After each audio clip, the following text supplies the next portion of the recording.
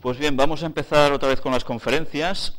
Os había dicho de que íbamos a tratar el tema del 666, que ya está trayendo mucha cola, pero es que, fijaros que ya llevamos un tiempo que no hemos podido hacer conferencias y ahora que las reanudamos, nos encontramos en que la actualidad nos está superando largamente. Entonces he decidido que la actualidad es primordial y por tanto voy primero a dar la actualidad y después haré la otra conferencia, que no va a ser solo una conferencia, probablemente nos va a dar para 3 o 4 temas, el 666. Hay mucho material para ver allí. Lo que pasa es que antes vamos a hacer otras que son de muchísima actualidad y es muy conveniente que estemos informados porque todo lo que ha pasado últimamente es de vital importancia con todo lo que nosotros habíamos contado hasta ahora aquí, porque veréis cómo todo empalma a la perfección. Hoy el tema... ¿Qué es lo de más actualidad? ¿Qué ha pasado esta misma semana? Obama elegido presidente de los Estados Unidos de América.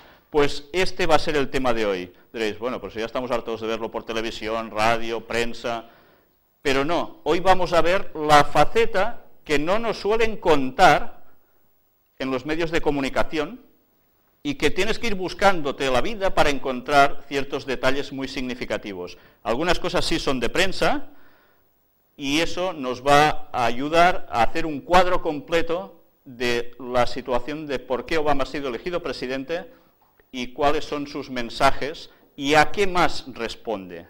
Y el pueblo pide un cambio y eso es lo que se les va a dar.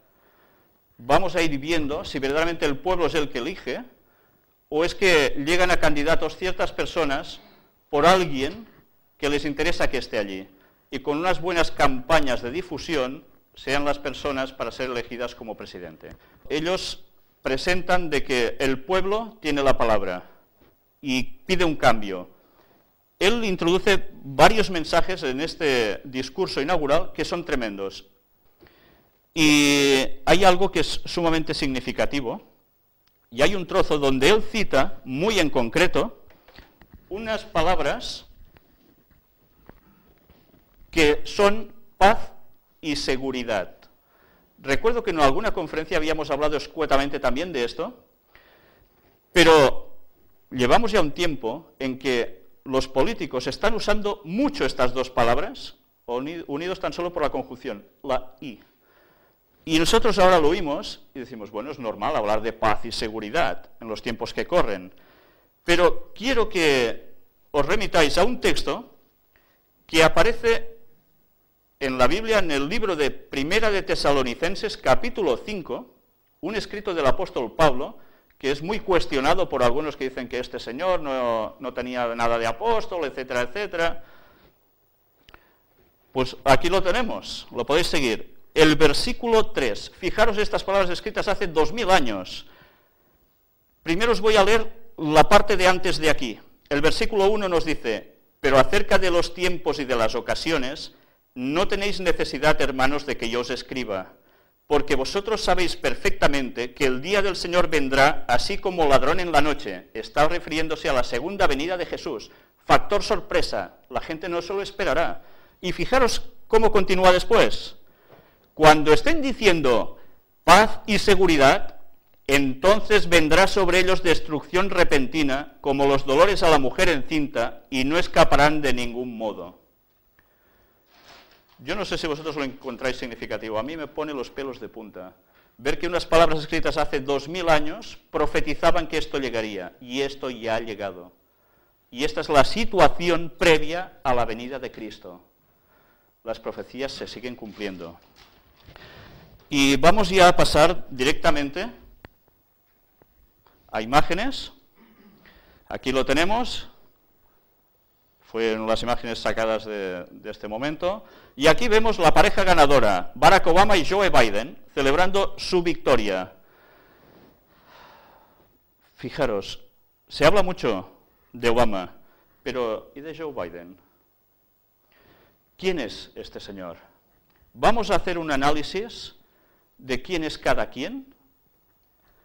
Fijaros, antes por eso, en las felicitaciones que recibe Obama de los líderes mundiales, como por ejemplo Barroso, que nos dice: el presidente de la Comisión Europea, José Manuel Barroso, felicitó el miércoles a Barack Obama por su elección a la Casa Blanca y deseó que durante su mandato Estados Unidos se alíe con Europa para llevar al mundo hacia un New Deal.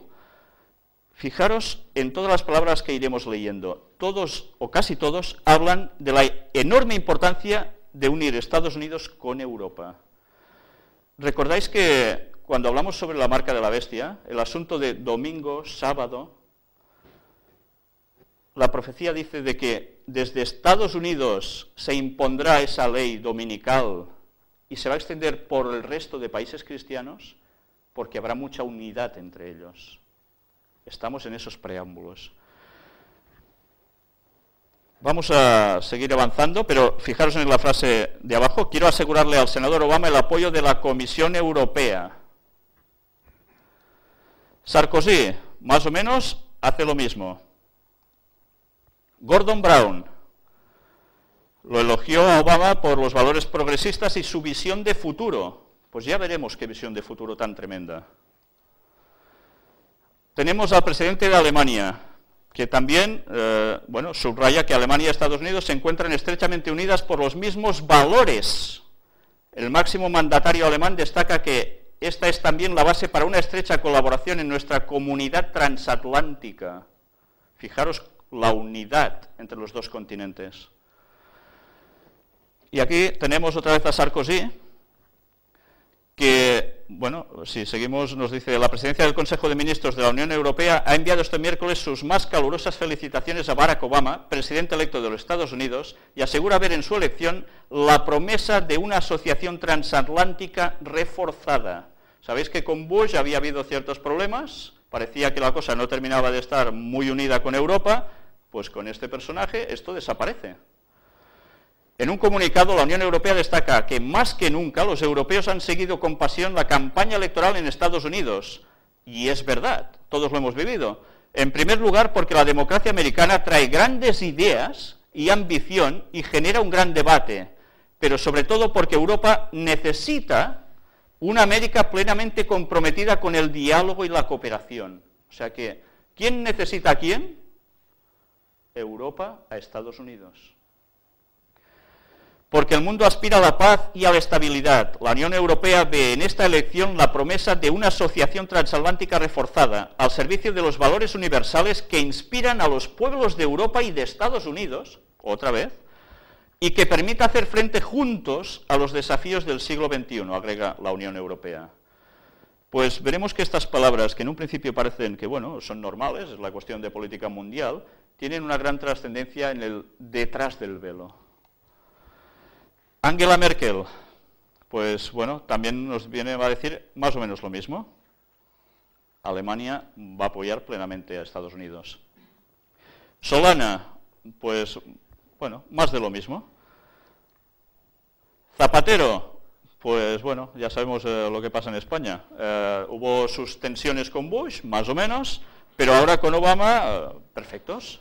Parece que todo va a ir perfecto. Y aquí tenemos también que la OTAN subraya la importancia de cooperar con Estados Unidos. En un mensaje en nombre de la Organización del Tratado del Atlántico Norte, el secretario general de la OTAN, que agrupa a Estados Unidos, Canadá y 24 países europeos, estimó que el lazo transatlántico, basado en los valores compartidos que fundaron hace 60 años nuestra alianza, sigue siendo esencial. Asunto militar. Berlusconi, pues que no olvida de que los Estados Unidos apoyaron en la Segunda Guerra Mundial a su país y, por tanto, pues lógicamente está a favor de ellos, totalmente. Desde el Vaticano también nos dice: el Vaticano ha expresado este miércoles su deseo de que Dios asista al presidente electo de Estados Unidos, Barack Obama, en las grandes responsabilidades que tendrá a su cargo. Por cierto, fijaros, esto está extraído del mismo lugar. Todo eran políticos. ¿Por qué aparece alguien que teóricamente no es político? Es religioso. Pero claro, recordad, es religioso, pero ¿el dueño de qué? De un Estado llamado Vaticano. Eso le concede carácter político también. Asimismo, ha confiado en que responda a las expectativas de paz y justicia en el mundo. Todos deseamos al nuevo presidente Obama que pueda responder a las expectativas y a las esperanzas que ha generado, sirviendo con eficacia al derecho y la justicia y hallando la manera adecuada para promover la paz en el mundo, favoreciendo el crecimiento y la dignidad de la persona en el respeto de los valores humanos y espirituales esenciales, ha declarado el portavoz del Vaticano a la prensa italiana. Los fieles rezan para que Dios lo ilumine y lo asista en su gran responsabilidad, afirmó Lombardi.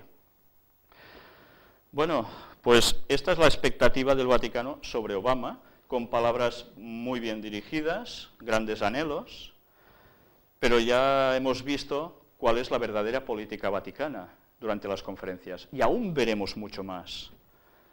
Siempre hay un doble lenguaje. Vamos a ver, ahora ya adentrándonos un poco en estas personas. Barack Obama se graduó en la Universidad de Columbia y en la prestigiosa Escuela de Derecho Harvard Law School. Sabéis que Harvard, como ya dijimos en las primeras conferencias, está plenamente vinculado a la masonería. Pues fue donde estudió él. En el 110º Congreso patrocinó la legislación relacionada a grupos de presión y fraude electoral, el calentamiento global, el terrorismo nuclear y el regreso del personal militar a la nación. ¿Por qué remarco calentamiento global? Vamos a ir viendo, y en una conferencia estrictamente hablaremos sobre ello, cómo se está moviendo este tema a través de las élites para ir inculcando cierta mentalidad en la población y conseguir ciertos objetivos. Él también se abandera con esto.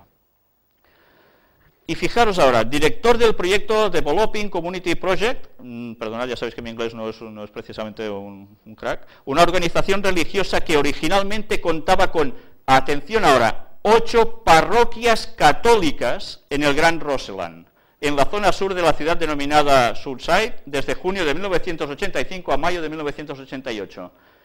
Fijaros, parroquias católicas.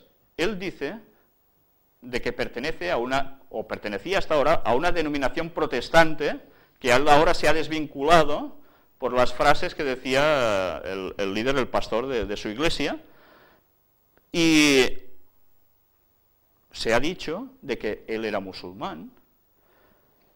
Pero, ¿dónde ha estado trabajando él? Con parroquias católicas. Pero esto podría ser y ya está. Vamos a ir viendo más cosas. Asimismo, ha alentado a los demócratas a que se aproximen, atención a esto, a los evangelistas y a otros grupos religiosos. Está instando al ecumenismo, que ya visteis en las anteriores conferencias de qué palo iba. Aquí tenemos otra vez a los dos, y aquí vamos ya a desglosar a Joseph Biden. ¿A qué religión pertenece? Católico romano. Estamos hablando de Estados Unidos, país protestante por excelencia. Hace unos cuantos años atrás esto hubiese sido la cosa más impensable. Ahora el vicepresidente es católico romano. Y aquí tenemos, Obama podría tener tensas relaciones con el Vaticano. Al menos esto es lo que oficialmente se dice.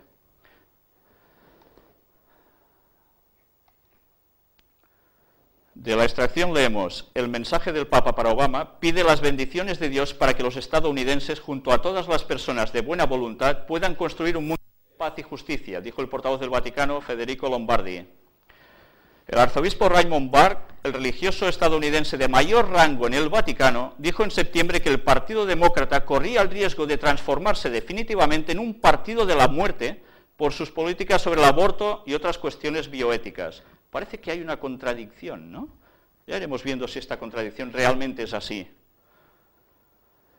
Grupos como demócratas católicos apoyaron a Obama con el argumento de que su partido apoyaba programas sociales como el aumento del salario mínimo que alentaba a las mujeres a tener hijos. Ese argumento parece haber ayudado a conquistar a algunos votantes católicos, igual que ocurrió con la elección de Joseph Biden como candidato a la vicepresidencia. Biden, que se convertirá en el primer vicepresidente católico en la historia de Estados Unidos, una vez dijo, al próximo republicano que diga que no soy religioso, le haré tragar mi rosario. Bueno, más católico no se puede demostrar. Pero es que esta frase os la he cogido para que la mantengáis en mente a ser posible, para la próxima conferencia, donde vamos a tratar de la visita del Papa a Australia, Francia, Lourdes también, y Pompeya, y veréis qué extraña relación hay entre esta palabra final y las visitas del Papa. Y diréis, bueno, es normal, si es católico, pero estamos hablando del gobierno de Estados Unidos, no estamos hablando de personas de a pie normales. Y ahora vamos a ver a alguien que ya ha elegido Barack Obama para estar entre sus filas de gobierno, Rahm Emanuel, un defensor de la guerra de Irak, nuevo jefe de gabinete. El hombre más allegado al nuevo presidente de Estados Unidos será Rahm Emanuel, de 49 años, hijo de un israelí. Emanuel habla hebreo corrientemente y fue voluntario en el ejército de Israel en la primera guerra del Golfo. Nunca sirvió en el ejército regular de ningún país, aunque perdió un dedo en un accidente cuando trabajaba en un restaurante de fast food en su juventud. A pesar de todo, en Washington corre el rumor de que fue alcanzado por un misil sirio cuando supuestamente estuvo con el ejército israelí en la frontera del país. ¿Qué tiene que ver ahora el asunto israelí con todo esto? Está claro, dice el padre de este señor, que mi hijo tendrá influencia sobre el presidente en todo lo que concierne a Israel. Y recordad que las profecías hablan de que Israel es muy significativa en el tiempo del fin. Irak, preguntado en el 2005 si 2 años antes, cuando no era congresista, habría votado a favor de la guerra de Irak, aún sabiendo que no había armas de destrucción masiva, Emanuel respondió que sí. Sigo creyendo que deshacerse de Saddam fue bueno, ¿vale? A ver, ¿no decía Obama de que no era partidario de la guerra de Irak?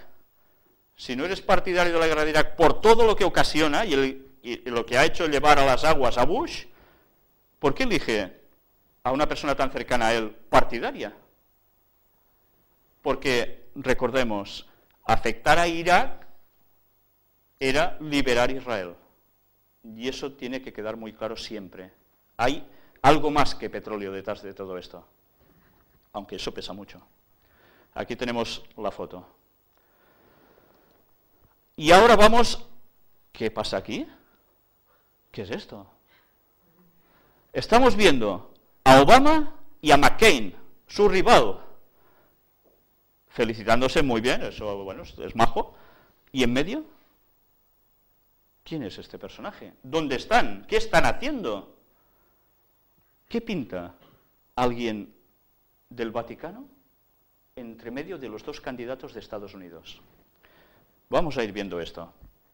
Después del debate televisivo, que supongo que recordáis, porque ya sabéis que todo el mundo estaba pendiente de eso, que enfrentó a los 2 candidatos a la presidencia del gobierno de los Estados Unidos, ambos asistieron a la invitación de cena en la Fundación Alfred E. Smith, plenamente vinculada a la Iglesia Católica Romana, que durante décadas tiene la costumbre de invitar solamente a los presidenciables que cuentan con la aprobación vaticana. Entre los 2 aspirantes a la Casa Blanca, ¿quién hay? El arzobispo de la archidiócesis de Nueva York, el cardenal Edward Egan. Y se lo están pasando muy bien en esa cena. Más fotos. Yo no los veo en ningún momento que haya mal rollo entre ellos, al contrario. Y ahora, esto es donde estaban reunidos.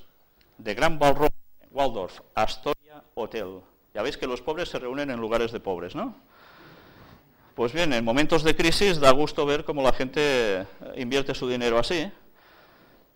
Pero ya no me voy a meter en el terreno económico-político, vamos a lo nuestro. Este es el interior, pero vamos a ir viendo más cosas. Esta es su página web, la del hotel. Y esto, el indicador de plantas del ascensor del Hotel Waldorf Astoria.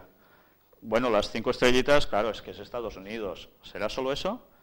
¿La G? ¿Será garaje? ¿Qué será? Sabéis que la G tiene una gran vinculación con la masonería, ¿verdad? Vamos a ver más cositas. Esto sigue siendo sacado de la página web de ellos. Y vamos a ir viendo los personajes que han pasado por esta cena, todos próximos al catolicismo romano, aunque teóricamente eran protestantes. ¿Veis aquí ya sus rostros? Incluso tenemos a Winston Churchill. Pues vamos a ir viendo aquí la lista. Tenemos casi todos los presidentes de Estados Unidos que han sido presidentes. Iremos avanzando y luego haremos una detención concreta en algunos de estos personajes.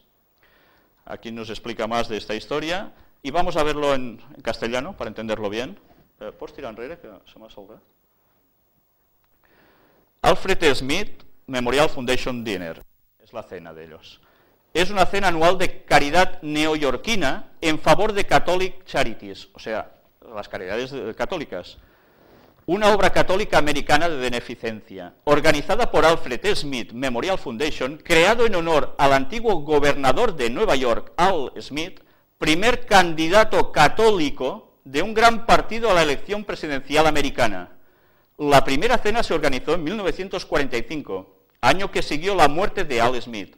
La última cena hecha en el Waldorf Astoria, el 17 de octubre de 2008, permitió recoger 3,9 millones de dólares y vive la presencia y la intervención de los dos candidatos a la elección presidencial americana, Barack Obama y John McCain, que rodeaba al cardenal Edward Michael Egan, arzobispo de Nueva York.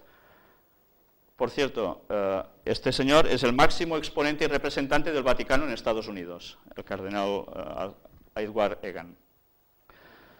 Ya veis las vinculaciones católicas tremendas, ¿no? Desde 1960, Richard Nixon y John Fitzgerald Kennedy fueron los participantes. La cena pasó a ser, en los años de elección presidencial, una etapa para los dos principales candidatos. En 1976 hubo un discurso de Gerald Ford, en 1980 Carter y Ronald Reagan, en 1988 Michael Dukakis y George W. Bush, en 2000 Al Gore y George Bush, y en 2008 de John McCain y Barack Obama. Desde 1945 solo dos presidentes no se encontraron allí. Harry Truman, ¿lo recordáis a Harry Truman, que presentamos en una de sus conferencias, de nuestras conferencias primeras, la carta que endosó contra el Vaticano? Lógicamente, ¿cómo iba a estar invitado aquí? Y Bill Clinton. Bill Clinton tampoco. En estos últimos años, los candidatos tomaron la práctica de hacer discursos en tono humorístico. Más adelante quizás veremos el por qué Bill Clinton no. En 1984 estuvo Walter Mondale, pero no su opositor, el cual prefirió declinar la invitación, indicando que necesitaba tiempo para preparar un próximo debate presidencial.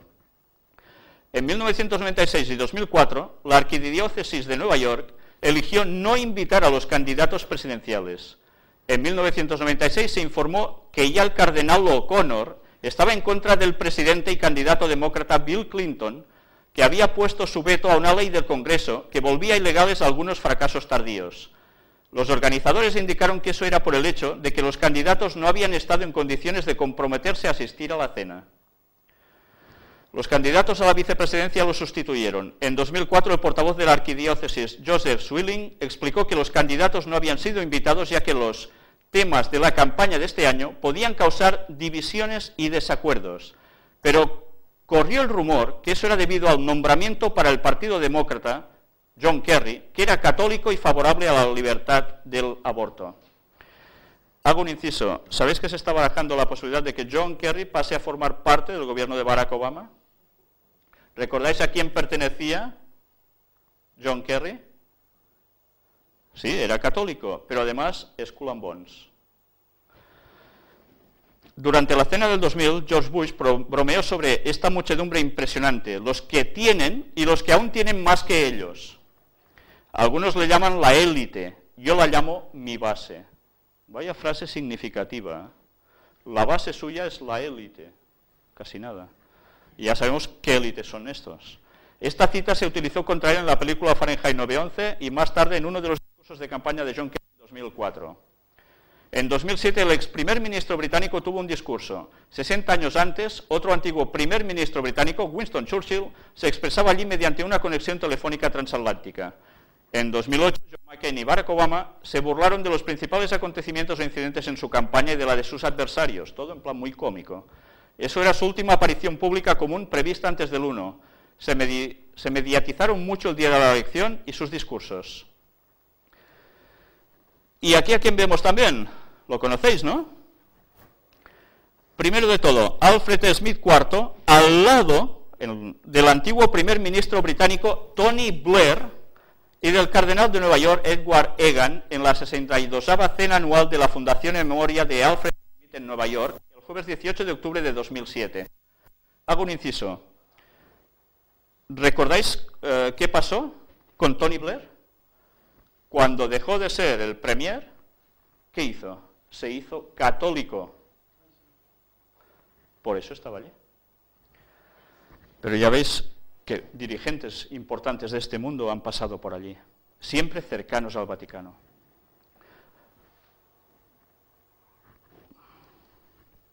Y esta foto, George Bush, cardenal Edward Egan y Al Gore en la cena.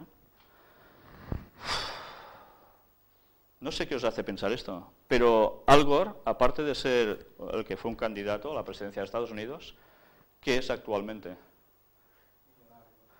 Muy millonario, ¿no? Ya lo era antes, por supuesto.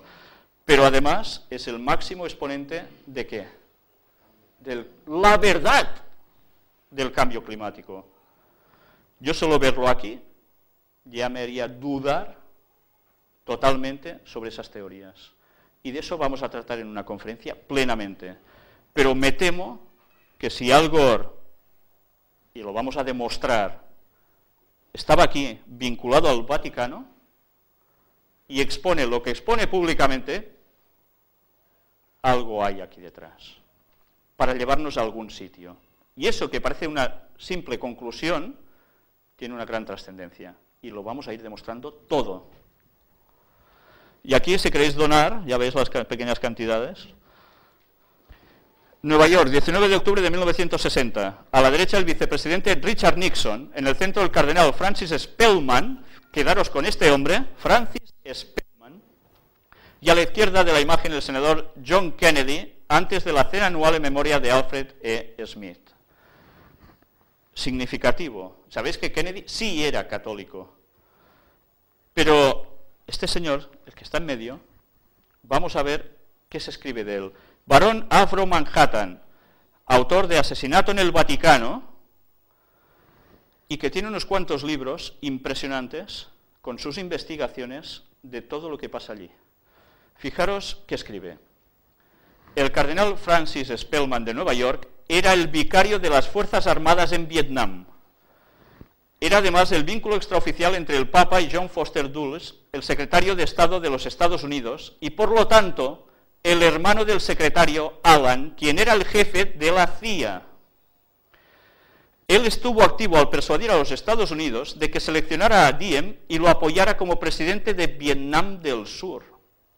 Fue hecho vicario general de las Fuerzas Armadas de los Estados Unidos y llamado el general de los Soldados de Cristo, lo que significa que eran los soldados de la Iglesia Católica en sus frecuentes visitas al frente de guerra en Vietnam. Con lo que aquí nos está diciendo, las tropas americanas, ¿a quién estaban sirviendo en verdad? Al Vaticano. Esta organización fue fundada en 1946 por el cardenal y arzobispo de Nueva York, Francis Spellman, para honrar la figura de Alfred E. Smith.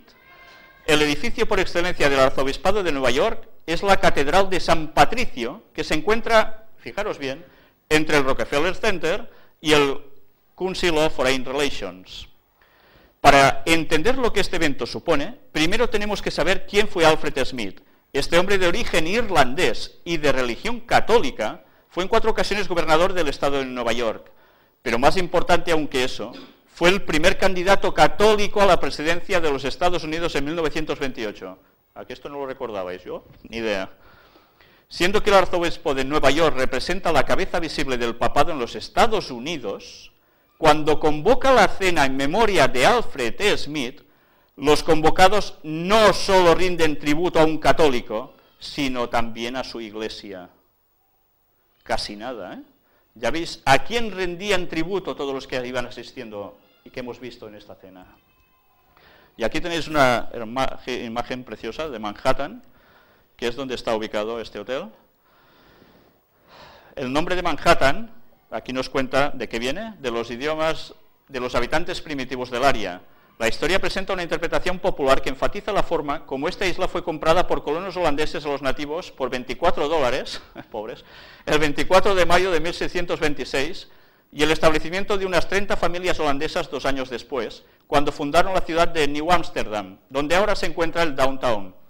Esta ciudad se convirtió en la capital del territorio de la Nueva Holanda, colonia holandesa de breve existencia.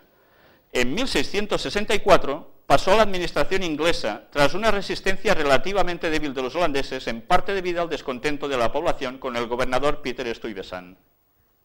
Y atención, los ingleses cambiaron el nombre de la ciudad por el de New York, bautizado así en honor del duque de York, quien luego sería el rey católico Jaime II de Inglaterra. Uy, otra vez sale catolicismo por aquí.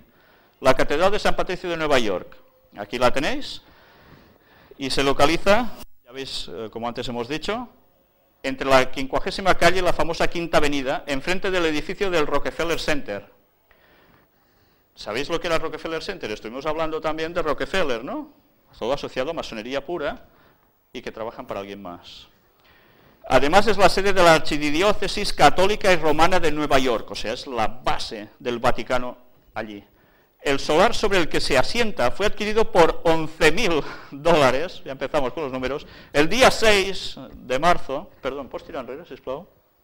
Es que la emoción me embarga, de 1810, a fines de utilizarlo como escuela para jóvenes católicos dirigida por jesuitas. Y recordad que la cabeza de los Illuminatis son los jesuitas. La parroquia está limitada por la calle 59, la tercera avenida, la calle 44 y la séptima avenida, y comprende 302 manzanas de edificios.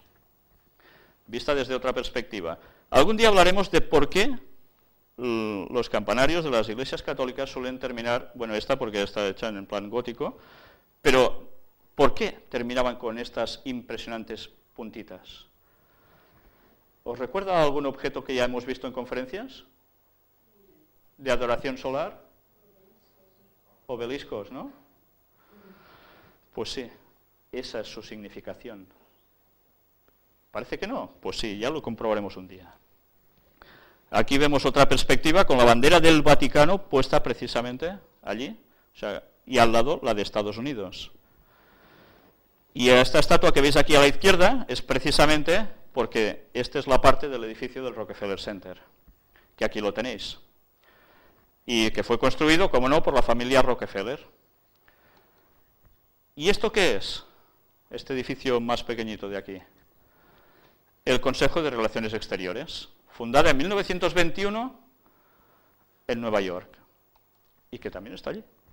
Y este es el Hotel Waldorf Astoria, una buena perspectiva, y vamos ahora a analizar un poco quién era el personaje que creó precisamente este hotel. Lo que ahora vais a ver está extraído de un libro, La sangre satánica, o la línea de sangre de los Illuminati, por Fritz Springmeier. Vamos a ver si lo que dice este señor son tonterías. Luego haremos unas pequeñas comprobaciones. Por cierto, la foto que habéis visto era la del señor en cuestión. La dinastía Astor. El fundador original de la fortuna Astor fue John Jacob Astor, del 1763 a 1884. John Jacob Astor, ¿a qué suena el nombre de Jacob? ¿A quién lo asociaríais? Israel, ¿no? Nació en Waldorf, ducado de Baden, Alemania, de origen judío. Tal origen judío se ocultó, y un buen número de ideas diferentes sobre el patrimonio de los Astor se puso en circulación. John Jacob Astor era carnicero en Waldorf. En 1784 llegó a América después de una estancia en Londres, Inglaterra. Aunque la historia cuenta que llegó a América sin dinero, y puede que sea cierta, pronto se añadió a una logia masónica, y entre 2 o 3 años se había convertido en el maestro de la logia holandesa número 8 en la ciudad de Nueva York. Esta Holland Lodge es una logia en la que muchos de sus miembros tienen buenas conexiones con la élite Illuminati. Un ejemplo de un miembro de esta logia 8 es Archibald Russell, 1811 a 1871, cuyo padre fue presidente de un verdadero foco de acción Illuminati durante muchos años, la Sociedad Real de Edimburgo. En 1788, Astor fue un maestro de la logia masónica 8, Esto es bastante interesante, teniendo en cuenta que Astor no podía hablar inglés cuando llegó a América y supuestamente era muy pobre. Y esto, que veis, está sacado precisamente de la página oficial, la página web de la Gran Logia de Libertad y aceptada por masones del estado de Nueva York. Y fijaros qué nos dice aquí. John Jacob Astor. Cuando John Jacob Astor dejó Alemania en su adolescencia tardía, está traducido por el ordenador, un poco así raro, trabajó su camino a Londres y finalmente a América. Durante su viaje al otro lado del Atlántico, se reunió con un hombre que fue un comerciante de pieles, conocido que lo convenció para explorar el comercio de pieles, y con la determinación que amasó una fortuna de su imperio de pieles. En un tiempo fue considerado el hombre más rico de América. Astor fue maestro de Holland Lodge 8, ciudad de Nueva York, en 1788, y más tarde sirvió como gran tesorero de la Gran Logia de Nueva York. Pues parece que el señor que escribió eso no iba tan equivocado, porque esta es la página oficial masónica, ya lo veis. Y bueno, aquí nos dice que la original obra de arte es por Doren Ben-Ami y fue encargado, no sé si os suena un poco también judío el nombre, por el Consejo Supremo Antiguo aceptado del rito escocés de la Masonería del Norte para la jurisdicción masónica de los Estados Unidos de América, etcétera, etcétera. Y ahora vemos la foto de la Universidad Columbia en Nueva York. La Universidad Columbia, oficialmente denominada Universidad Columbia en la ciudad de Nueva York, es una institución privada de educación universitaria y una de las más prestigiosas del mundo. Es miembro de la Ivy League, fundada en 1754 bajo un decreto del rey Jorge II de Inglaterra. Columbia ha crecido hasta comprender 14 escuelas y facultades asociadas. El campus principal ocupa 6 manzanas en la isla de Manhattan. Jorge II de Gran Bretaña y Hannover fue rey de Gran Bretaña y de Irlanda, duque de Brunswick-Luneburgo en Hannover, y príncipe elector del Sacro Imperio Romano Germánico desde el 11 de junio de 1727 hasta su muerte. Caray, qué conexiones entre catolicismos, candidatos, masonería. Y ahora vamos a ver algo muy sorprendente. El mundo y el efecto Obama, ya veis, sacado de un periódico. Vamos a ver esto. Obama, un amigo demasiado blando con Irán. Nos dicen, conversaciones a puerta cerrada tienen lugar grandes discusiones entre dos sectores en Israel. Por un lado están políticos y funcionarios que se reunieron con Obama en Jerusalén y que aseguran que es tan amigo de Israel como Clinton. La candidatura de Joe Biden a la vicepresidencia hizo ganar muchos puntos a Obama, ya que Biden es conocido como un gran amigo de Israel. ¿Qué conexiones? Ahora se añade lo que nos faltaba, ¿no? Israel. Y vamos a ver qué sacamos de este periódico, Suspiros Obreros. Ya os suena algo, ¿no? Suspiros Obreros, ¿qué puede ser? Existe un optimismo palpable en el movimiento sindical. Ah, hablamos de sindicatos ahora. Vamos a ver. Primero porque Obama apoya la legislación pro sindicato libre elección para los empleados, que permitirá que los trabajadores decidan si es necesario convocar elecciones con voto secreto para tener representación sindical. De ahí el enorme despliegue de la central sindical AFL-CIO a favor de Obama. Atención a esto. Nunca habíamos hecho una intervención tan grande. Hemos gastado 53 millones de dólares con 250.000 voluntarios y daremos 13 millones de votos a Obama en los 21 estados más disputados, dice Steve Smith, portavoz de AFL-CIO. Sindicato apoyando a Obama. ¿Por qué os pongo esto aquí? Ya lo veréis. Los sindicatos ya no somos la bestia negra de antes, dice Steve Smith, portavoz de una central sindical. Y ahora, fijaros en lo que viene. Mensajes selectos, tomo 2, libro escrito por Helen White, la profetisa de la que tanto hemos hablado, y vamos a ver qué escribe en su tiempo al respecto.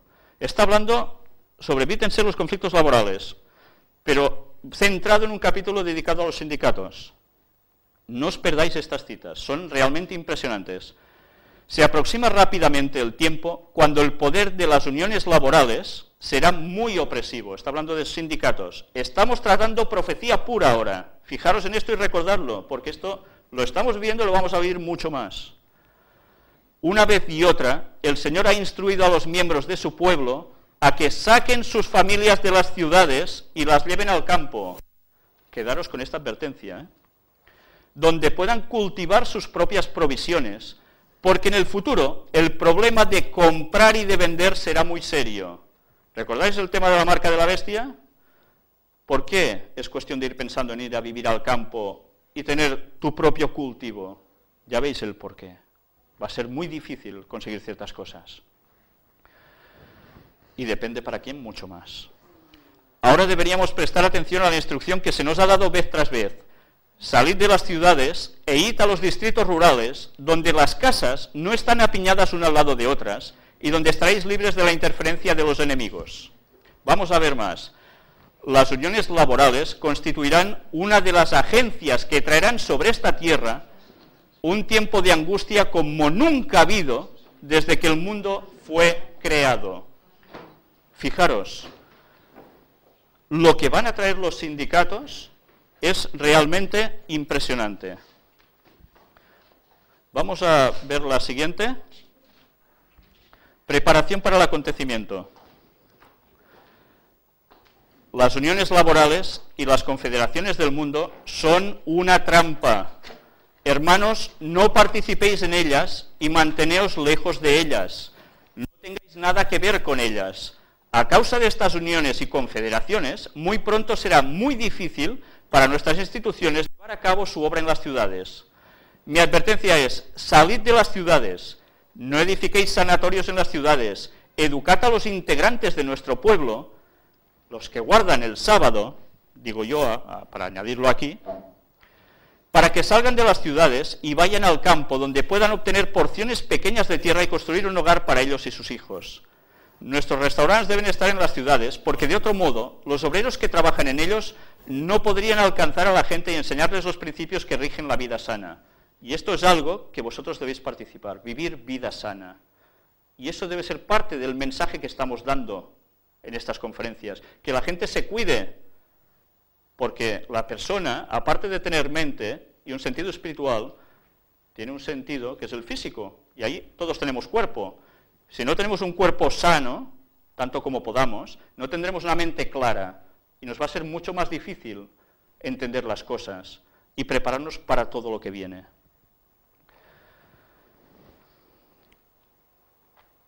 Y por ahora tenemos que utilizar salones de reuniones en las ciudades. Pero dentro de no mucho tiempo habrá tal contienda y confusión en las ciudades que aquellos que deseen salir de ellas no podrán hacerlo.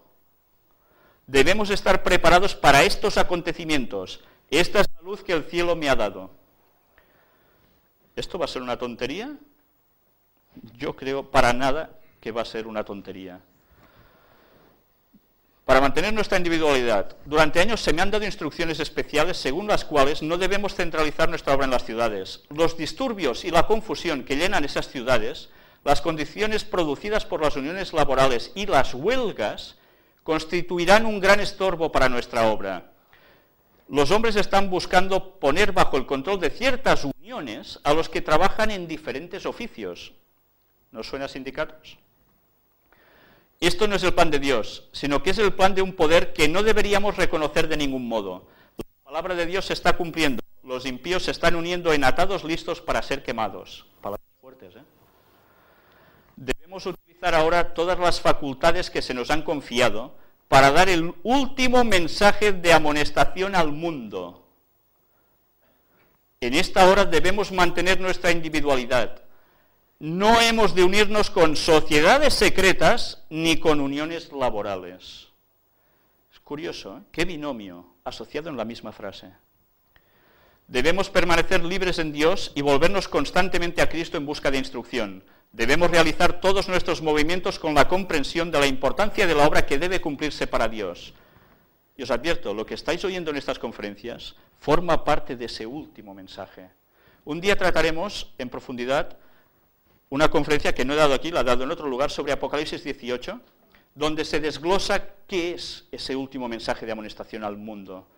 Pero solo os digo que el contenido de todo lo que estáis viendo está puesto en este texto. Fijaros, el texto bíblico dice, 2 de Corintios capítulo 6, versículo 14, no os unáis en yugo desigual con los incrédulos. Porque ¿qué compañerismo tiene la justicia con la injusticia? ¿Y qué comunión la luz con las tinieblas?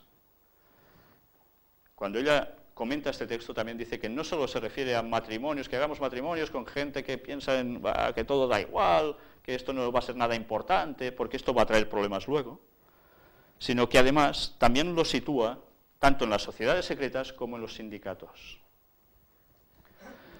Uniones que se han formado, que se formarán. Los que pretenden ser hijos de Dios en ningún caso deberían unirse a las uniones laborales que están formadas o que se formarán. El Señor lo prohíbe. ¿No pueden ver aquellos que estudian las profecías lo que hay delante de nosotros? ¿Tan tontos vamos a ser con la advertencia que tenemos, que vamos a caer de cuatro patas? Es una advertencia para todos nosotros.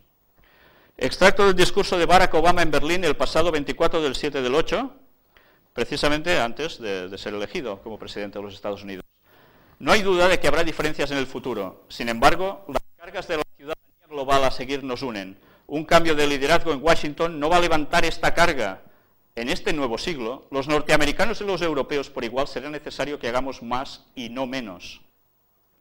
La asociación y cooperación entre las naciones no es una elección, sino que es la única forma para proteger nuestra seguridad común y avanzar en nuestra humanidad común. Globalización pura y absoluta.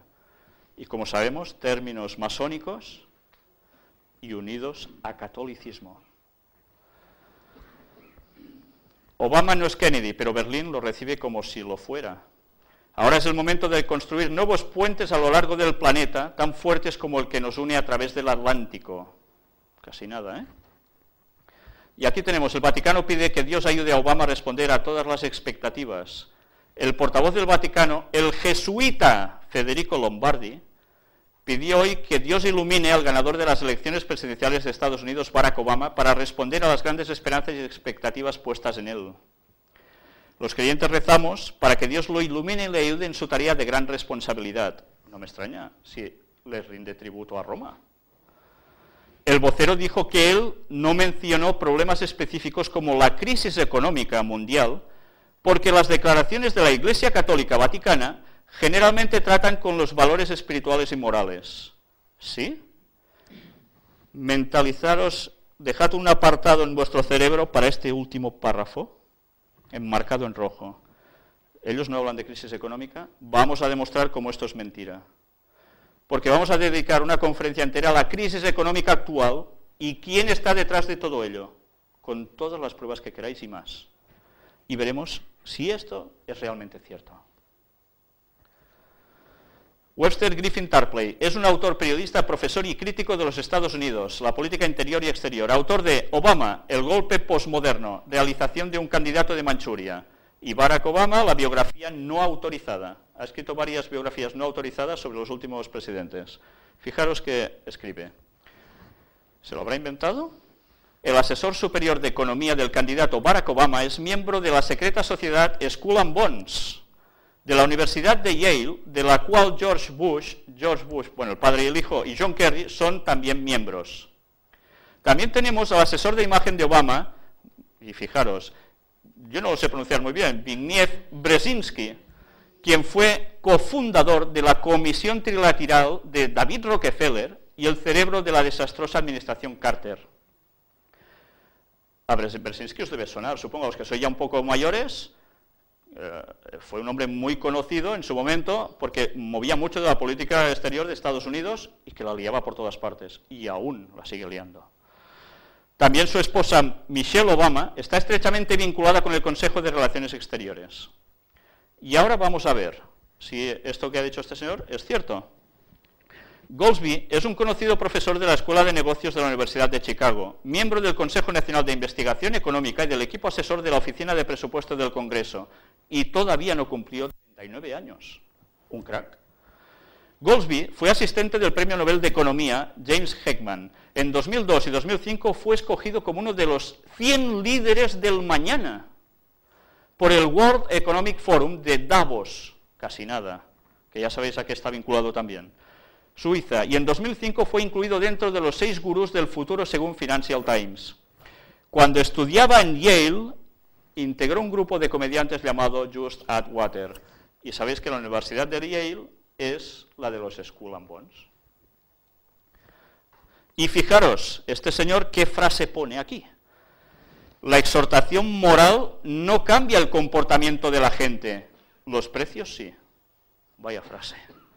Eso, cuidado, suena una frase que dices, ¡ay, qué gracia! Es sumamente profunda, porque lo que está diciendo es tremendo.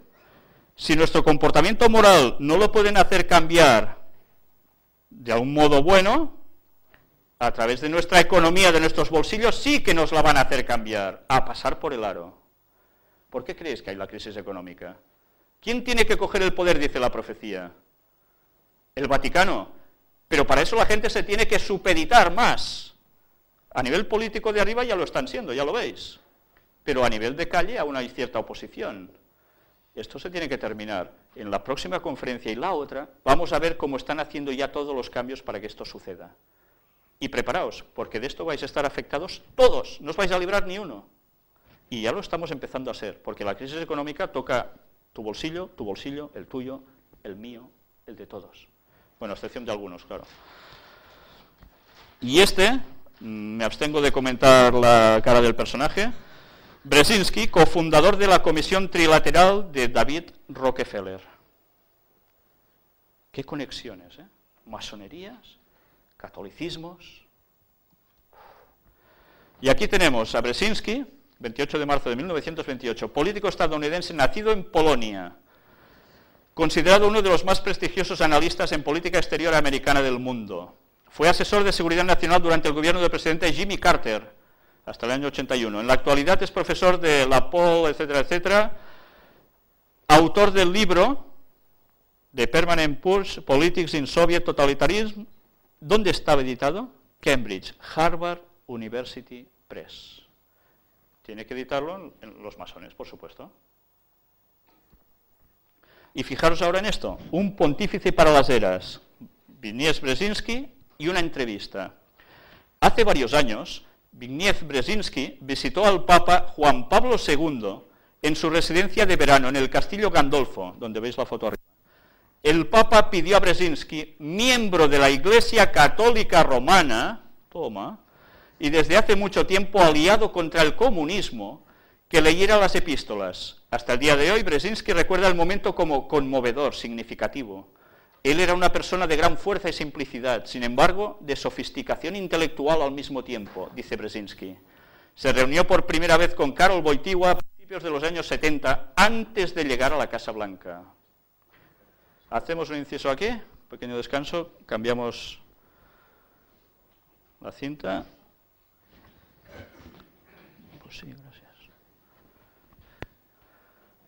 Podéis hacer algunas flexiones mientras.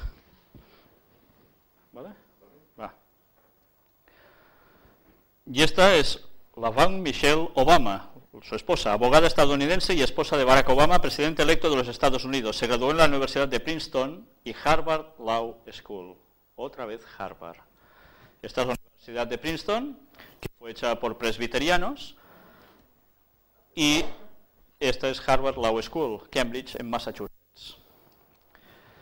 Y ahora vamos a hablar de un personaje que quizás alguno de vosotros ni conocéis. Ron Paul advierte de gran cambio hacia gobierno mundial con Obama. ¿Quién es Ron Paul? ¿Alguien lo sabe de aquí? Medio comunista.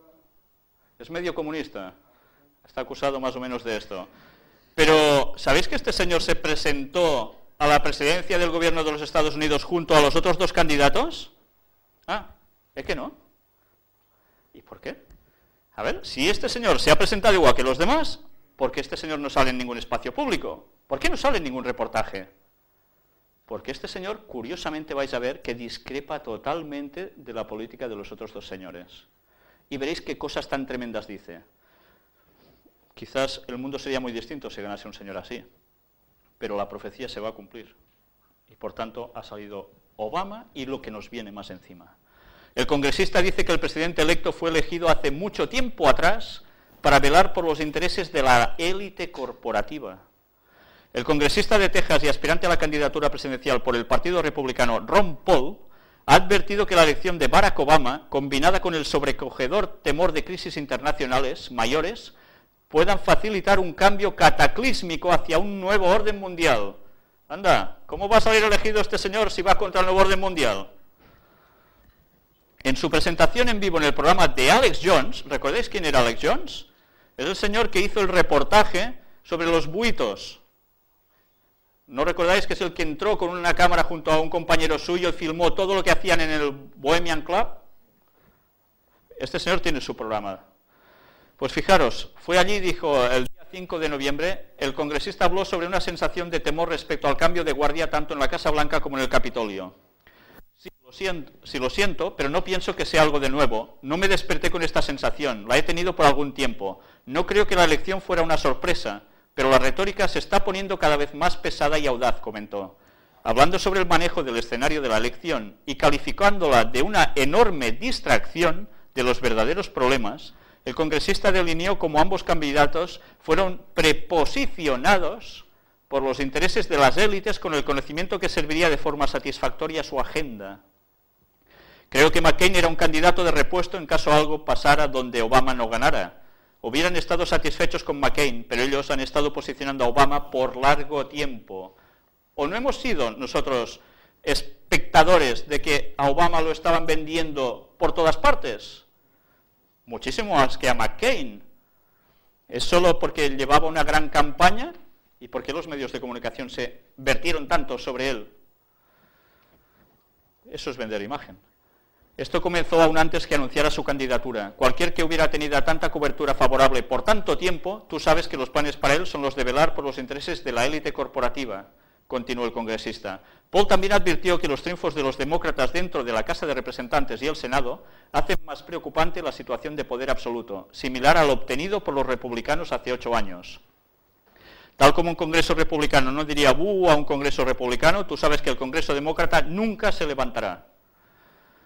Pienso que esto es muy peligroso y que el primer año será el más peligroso, declaró Paul. Tan solo piensa en el primer año de Bush. Él también tuvo lo del 11S que pudo usar para asustar a todos a muerte. Y Obama usará la crisis financiera, la cual se pondrá peor y hará más escaramuzas militares alrededor del mundo, Paul afirmó. Veremos si esto se cumple, pero las profecías van por ahí. El congresista además advirtió que muchos representantes republicanos se alinearían con Obama con tal de ganarse el favor del electorado y ser vistos como seguidores de la opinión popular. Comentando sobre la crisis internacional, que las luminarias como Colin Powell, Joe Biden y Venies Brzezinski, todos ellos han garantizado que ocurrirá dentro de unas semanas, luego de que Obama haya entrado a la Casa Blanca, o sea que ya nos podemos ir preparando, el congresista ha declarado que él cree que esto podría ser catalizador para un cambio hacia un gobierno mundial. Pienso que será un anuncio sobre un nuevo orden monetario y lo harán parecer un tanto limitado. No van a decir que esto es el gobierno mundial, aunque lo sea si controlas el dinero mundial y controlas al ejército, lo cual hacen indirectamente. Un banco central mundial, regulación mundial y control mundial del sistema completo, de todas las materias primas y de todos los recursos naturales. ¿De qué otra manera se le puede llamar a esto sino más que un gobierno mundial? Bueno, y va siguiendo, vamos a saltarlo ya. Fijaros en el último apartado. Esta es la filosofía de la doctrina Bush, la cual era la que teníamos el derecho de lanzar ataques preventivos contra cualquiera, y que Bush incluso expandió al decir que no iríamos a invadir y conquistar, pero que teníamos el derecho a ir a bombardear y bombardear a cualquiera sin su permiso. Y es por eso que vamos hacia Pakistán y Siria. Madre, lo que está diciendo aquí. Lo cual son actos de guerra. Un inciso, ¿habéis visto que Estados Unidos entró con sus helicópteros? ¿Dónde? Siria. ¿Eso qué es? Pues precisamente lo que estaba diciendo este señor. Y sabéis que la profecía dice de que Siria va a recibir. Curioso, ¿eh? Así que tienen las herramientas para hacerlo y el sentimiento y la mayoría de estadounidenses se olvidan de lo que está pasando en realidad. Y bueno, vamos a saltar ya. Y fijaros en esto. Bush y Cheney, dos primos inesperados e incómodos para el demócrata Obama. Debe ser una forma de hablar, ¿no? Eso de primos. ¿Sí? Fijaros qué curiosidades de la vida. De Obama se conocían sus raíces afroamericanas, eso es evidente, solo verlo es lógico. Su padre era keniano, su madre de Kansas, pero hasta ahora no había trascendido su parentesco con los dos hombres más poderosos del país, George Bush y Dick Cheney. ¡Ay! Hace pocas semanas, por cierto, inciso, Dick Cheney estuvo también en la cena que antes hemos visto, de Alfred Smith. Hace pocas semanas el diario Chicago Sun-Times reveló que el legislador por Illinois y el presidente son primos undécimos. Ambos están unidos por Samuel Hinckley y Sarah Sewall Hinckley, una pareja que vivió en Massachusetts hace 4 siglos. Este descubrimiento, al mismo tiempo, implica que Obama y el expresidente George Bush, padre de aquel, son primos de 10ª generación. La conexión con el vicepresidente, adelantada también por el Sun-Times, fue confirmada esta misma semana por su esposa, Lynn Cheney. Ambos políticos son primos octavos, en este caso a través de Maren Duval, una inmigrante francesa de la misma época que la pareja de Massachusetts. Pero yo os hago otro inciso, y es que mirad conexiones entre las personas de élite y veréis que, curiosamente, muchos de ellos son parientes. ¿Tráfico de influencias? Yo creo que es mucho más que eso. Cuando hablamos de sociedades secretas y de gente que tiene un gran peso y de... Si nos remontáramos a las altas esferas, vais a ver que muchos de ellos son siempre parientes. Y pensad que el señor que habéis visto antes, el dueño del Astor, del Hotel Astor, es una de las 13 familias Illuminatis. ¿Recordáis la pirámide con 13 niveles? ¿Por qué? Aparte de ser el número satánico, lógicamente, es porque hay de ciertos grados de masonería, etcétera, es porque forman las 13 familias la masonería mundial, la élite. Y ellos eran uno de estos. Pues ya veis, curiosamente alguien que diríais, ¿y qué tiene que ver uno con otro? Pues son parientes. Pero eso es otro tema que no voy a entrar yo en él, podéis investigarlo por vosotros mismos. Nosotros vamos a lo que nos interesa. Vamos a ver si ahora podemos, lo intentaremos. ¿Podéis dar la luz, por favor? Sepan por igual el amigo y el enemigo que ha recogido la antorcha una nueva generación de norteamericanos. El poderoso despacho del presidente ha sido utilizado para fomentar una conspiración para destruir la libertad de los estadounidenses. Y antes de que abandone la presidencia, debo informar a los ciudadanos sobre su destino. John Fitzgerald Kennedy, 1963, en un discurso unos días antes del golpe de Estado.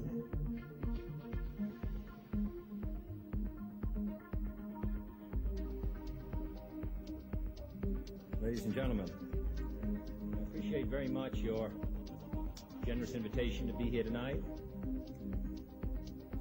You bear heavy responsibilities these days, and the article I read some time ago reminded me of how particularly heavily the burdens of present-day events bear upon your profession.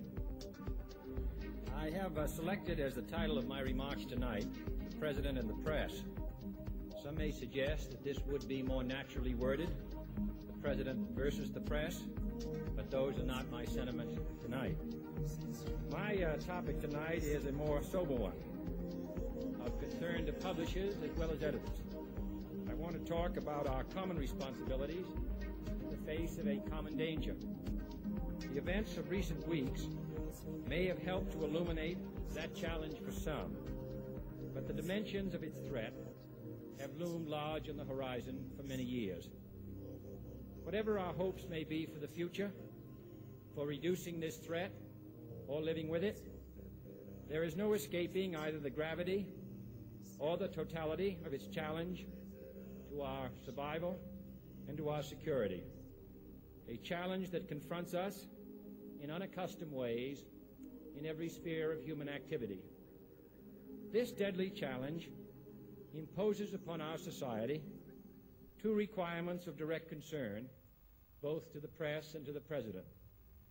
Two requirements that may seem almost contradictory in tone, but which must be reconciled and fulfilled if we are to meet this national peril. I refer first to the need for far greater public information, and second, to the need for far greater official secrecy. Prestad mucha atención a la que sería su sentencia de muerte. The very word secrecy is repugnant in a free and open society, and we are, as a people, inherently and historically opposed to secret societies, to secret oaths, and to secret proceedings. We decided long ago that the dangers of excessive and unwarranted concealment of pertinent facts far outweighed the dangers which are cited to justify it. Even today, there is little value in opposing the threat of a closed society by imitating its arbitrary restrictions. Even today, there is little value in ensuring the survival of our nation if our traditions do not survive with it.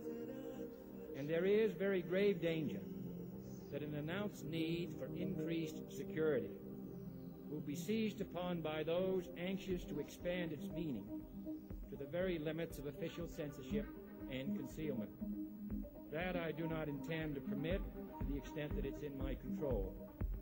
And no official of my administration, whether his rank is high or low, civilian or military, should interpret my words here tonight as an excuse to censor the news, to stifle dissent, to cover up our mistakes, or to withhold from the press and the public the facts they deserve to know.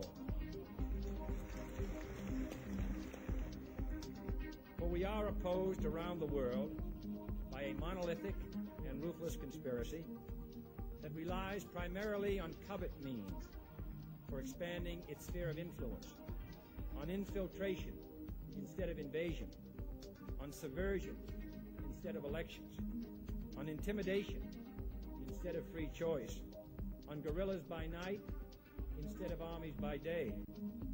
It is a system which has conscripted vast human and material resources into the building of a tightly knit, highly efficient machine that combines military, diplomatic, intelligence, economic, scientific, and political operations.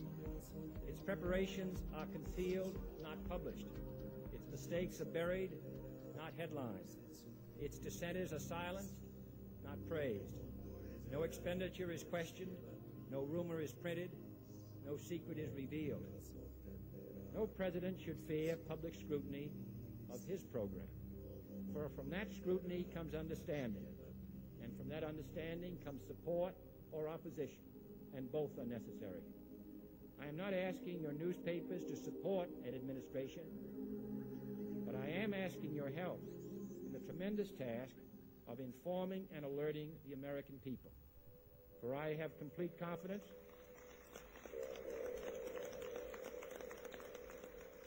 in the response and dedication of our citizens whenever they are fully informed. I not only could not stifle controversy among your readers, I welcome it. This administration intends to be candid about its errors. For as a wise man once said, an error doesn't become a mistake until you refuse to correct it.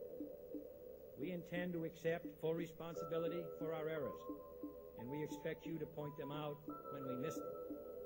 Without debate, without criticism, no administration and no country can succeed, and no republic can survive. That is why the Athenian lawmaker Solon decreed it a crime for any citizen to shrink from controversy. And that is why our press was protected by the First Amendment, the only business in America specifically protected by the Constitution, not primarily to amuse and entertain, not to emphasize the trivial and the sentimental, not to simply give the public what it wants, but to inform, to arouse, to reflect, to state our dangers and our opportunities, to indicate our crises and our choices, to lead, mold, educate, and sometimes even anger public opinion.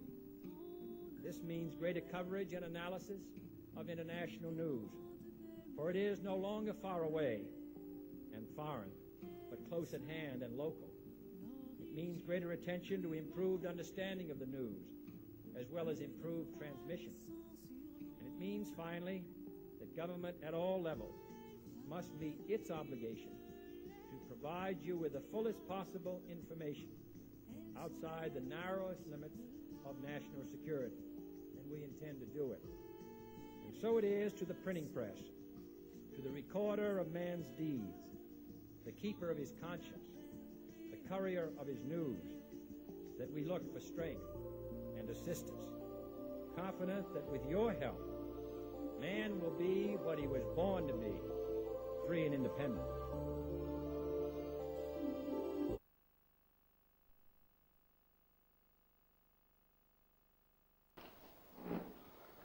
¿Sí? Pues fijaros que ha hablado de conspiración monolítica. ¿Y esto a qué os recuerda? ¿No recuerda a cierto obelisco? Monolítico. Pues él habló contra la prensa, o habló de la prensa, de cómo están detrás manipulando muchas cosas, y claro, eso ya sabéis que tiene unos dueños, y esos dueños ya sabéis a quién están asociados. Entonces él declaró todo esto, se puso muy contrario, pidió la colaboración contra las sociedades secretas, y ya veis lo que le costó. No sé si habéis parado atención en una imagen donde él salía dando un discurso, precisamente en Berlín. Y fijaros lo curioso de Barack Obama imitando a John Fitzgerald Kennedy, yendo precisamente al mismo lugar a hacer un gran meeting, donde todo el pueblo europeo ha quedado prendado de él. Y yo pregunto, ¿será capaz también él de decir lo mismo contra las sociedades secretas?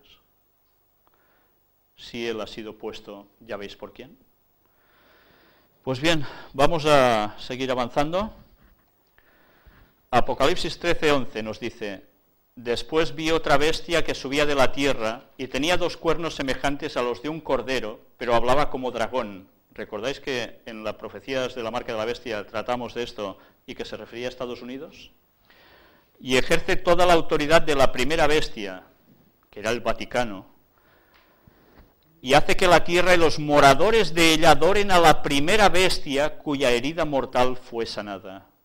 Quien hará pasar por el aro a nivel general es el poder de los Estados Unidos de Norteamérica, para que todo el mundo, sobre todo el cristiano, se supedite al poder papal. Y iremos viendo en estas próximas conferencias cómo esto ya se está produciendo de un modo asombroso y nos está pasando casi desapercibido. Y como tenemos aún un poco de tiempo, vamos a hacer un repaso empalmando con el tema que terminamos en la marca de la bestia sobre la ley dominical. ¿La recordáis? Esa ley que se quiere imponer para que todo el mundo acepte el domingo como día de reposo total y absoluto, pisando el día que Dios impuso, el sábado, como día sagrado. ¿Y qué va a ser lo que va a hacer la diferencia en este mundo entre unas personas y otras cuando la crisis llegue a su final? Y eso debéis tenerlo muy presente. De nada va a servir que todos hayáis visto tantas conferencias si no ponéis en práctica estas cosas. El mandamiento de Dios es muy claro, y eso va a hacer que, si lo guardamos, estemos en un lado, el de Dios. Si no, solo hay otro bando, no más. Vamos a ver un repaso a estas noticias de actualidad sobre la ley dominical. Domingo de compras prohibido en Croacia. Y esto es del día 15 de julio de este año, 2008. El Parlamento croata ha aprobado una ley que obliga a cerrar las tiendas los domingos en una concesión a la Iglesia Católica Romana. Caray. Ya sabéis que Croacia es un estado precisamente muy católico. Pues bueno, muy católico puede ser el pueblo, pero tiene que ser los políticos también. La política tiene que ser aplicada al Vaticano. Pues ya veis. Y fijaros en este proceso, porque es algo que se va a repetir como pasó ya también en la Edad Media. La Iglesia ha hecho campaña durante años para los domingos que se dedicará a la familia o la misa en Croacia, lo que representa casi el 90% católica romana. Sin embargo, los croatas han comenzado gastos fines de semana en centros comerciales que han florecido en todo el país en los últimos años y permanecerán abiertas los 7 días de la semana. La ley aprobada el martes y entra en vigencia el 1 de enero permite que el domingo de compras durante el verano y las vacaciones de Navidad habrá unas leves excepciones para abrir. La ley también permite a las tiendas de gas, estaciones de tren y autobús para abrir los domingos durante todo el año, junto con los que están en los hospitales. Panaderías, kioscos y tiendas de flores están también exentos de la prohibición. Si recordáis, durante las conferencias de la marca de la bestia, en esas edades, resulta que cuando salió el poder del papado con toda su fuerza imponiendo el domingo, también fue progresivo. y hubo ciertos gremios, ciertas actividades que se permitían aún, hasta que llegó un momento en que dijeron de eso ya nada, se acabó.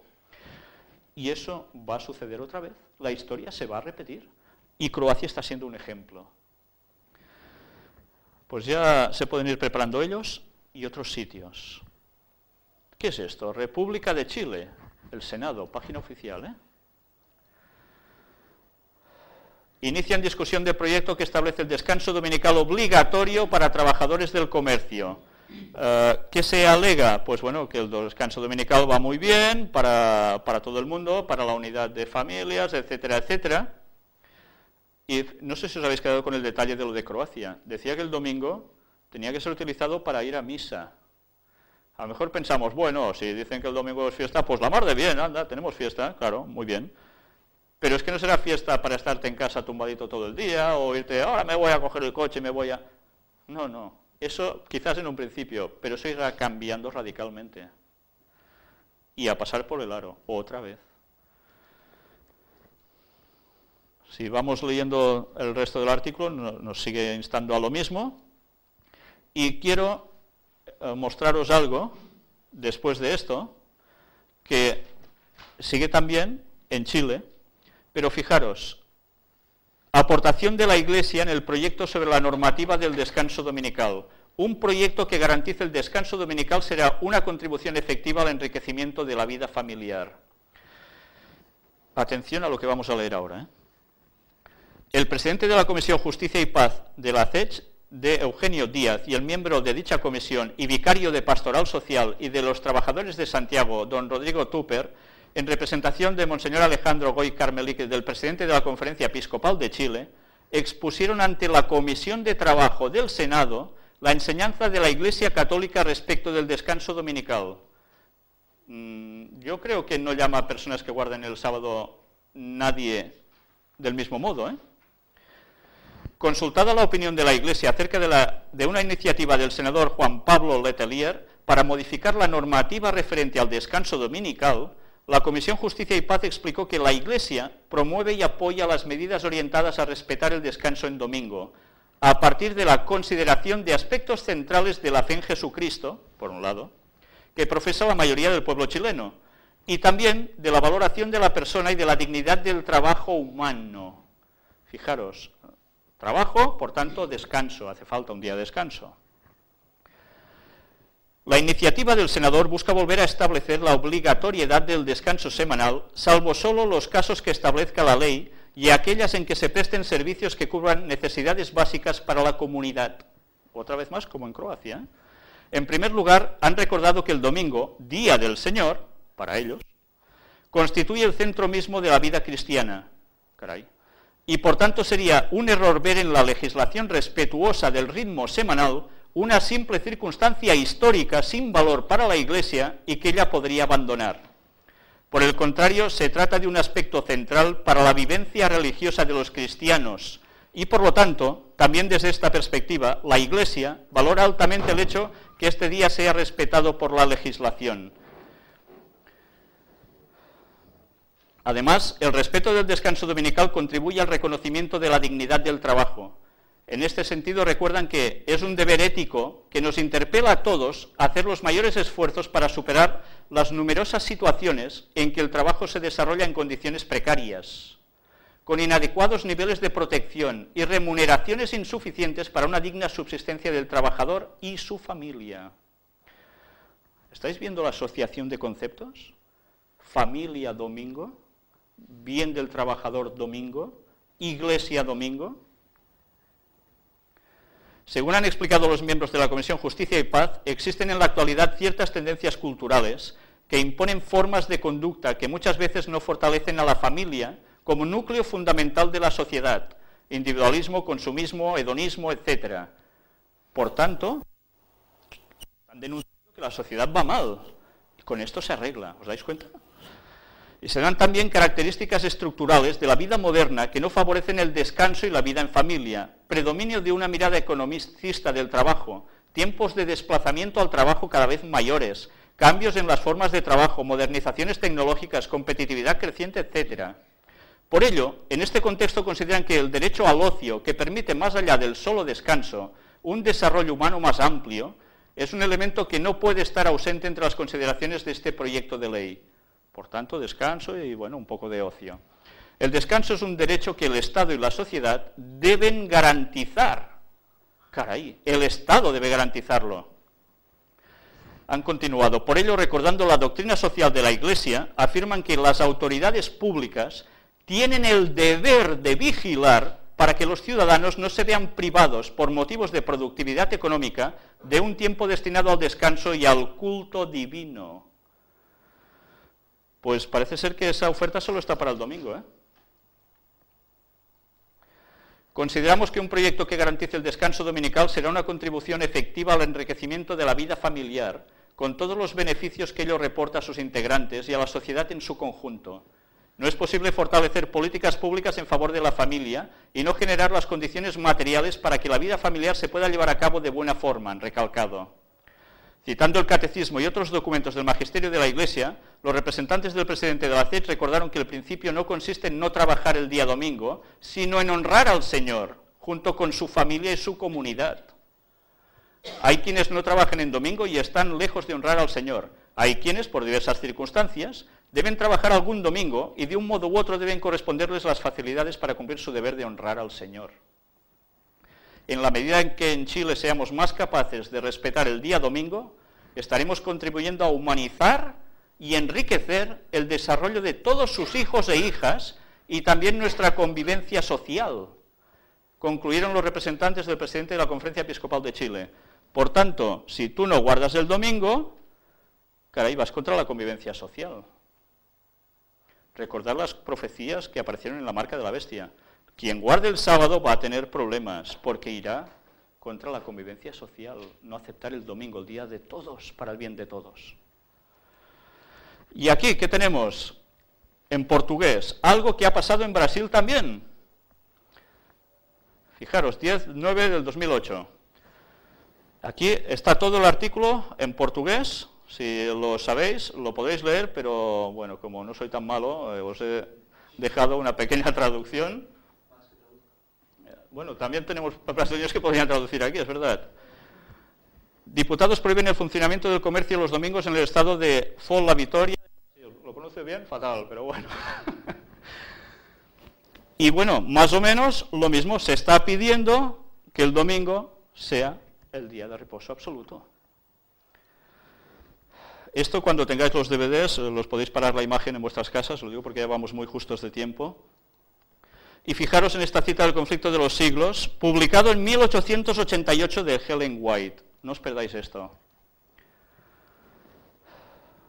No me gustaría irme sin haber leído todo esto.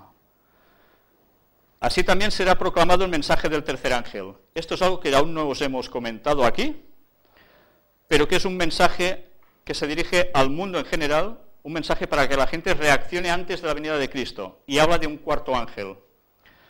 Cuando llegue el tiempo de hacerlo con el mayor poder, el Señor obrará por conducto de humildes instrumentos, dirigiendo el espíritu de los que se consagren a su servicio.